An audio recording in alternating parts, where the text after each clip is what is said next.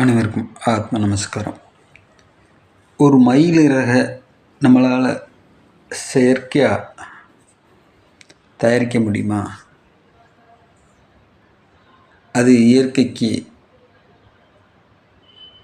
ஒப்பாக ஆகுமா? அப்படித்தான் இந்த பிராமணர்களும். நீங்கள் சாதாரணமாக நினைக்கிறாங்க, சாதாரணமாக பேசுகிறாங்க,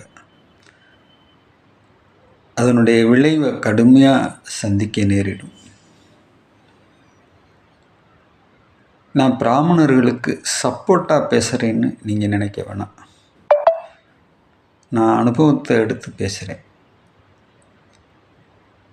ஒரு பாலுக்கும் நெய்க்கும் நடுவில் எவ்வளவு ப்ராசஸ் இருக்குது சிந்திச்சு பாருங்கள். சாதாரணமாக அந்த நெய் எவ்வளவு ப்ராசஸுக்கு அப்புறம் நம்மளுக்கு அது கிடைக்கிது.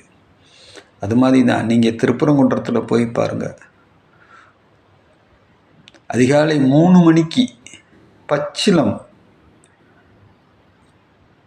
பயலுக அதை நமக்கு பார்க்குறதுக்கே மனசு அவ்வளோ கஷ்டமாக இருக்கும். பச்சை தண்ணியில் குளிச்சுட்டு அப்படியே நடுங்கிக்கிட்டு மொட்டை தலையோடு அந்த பசங்க போய் உட்காந்து அந்த வேத பாடங்களை படிக்கிற காட்சிகளெல்லாம் நீங்கள் பார்த்தீங்கன்னா மிரண்டு போவீங்க. நம்ம ஆளுங்க காலையில் 10 மணிக்கு எந்திரிக்கிறாங்க. அந்த பசங்களை அப்படி அவங்க அந்த நெருப்பில் போடுவாங்க இல்லையா, அந்த மாதிரி புடம் போட்டு அங்கேருந்து புடம் போட்டு எடுக்கிறாங்க.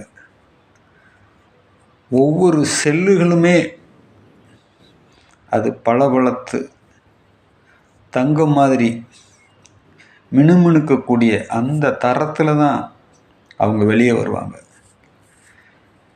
இறைவன் சொல்லக்கூடியவன் நீங்கள் ரூபமாக பார்க்கணும்னா அவன் ரூபத்தில் பார்க்கலாம். பெரிய பெரிய மகான்களெல்லாம் மேக்சிமம் நீங்கள் பார்த்தீங்கன்னா அந்த பிராமண குலத்திலிருந்து அவதரிச்சிருக்கிறத நீங்கள் கவனிக்கலாம். ஏன்னா அது அவங்களுக்கு ரொம்ப சர்வசாதாரணமாக அந்த பாடிக்குள்ளே அவங்களால என்ட்ராக முடியும்.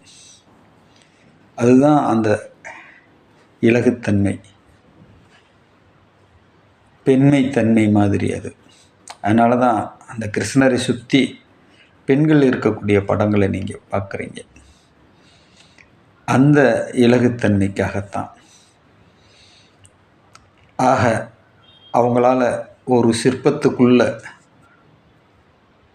இறைவனை கொண்டு வந்து ஆவகம் பண்ணவும் முடியும், அதிலிருந்து வெளியே எடுக்கவும் முடியும். இவன்தான் இவனுடைய செயல்கள் மூலமாக, சுவாசத்தின் மூலமாக, முத்திரையின் மூலமாக இறைவனை தனக்குள் வரவழைச்சி அதை இங்கிருந்து சிற்பத்துக்கு ட்ரான்ஸ்ஃபர் பண்ண முடியும்.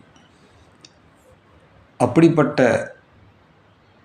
சம்பவங்கள் மூலமாக தான் நாம் ஆலயங்களில் இறைவனை பார்க்க முடிகிறது.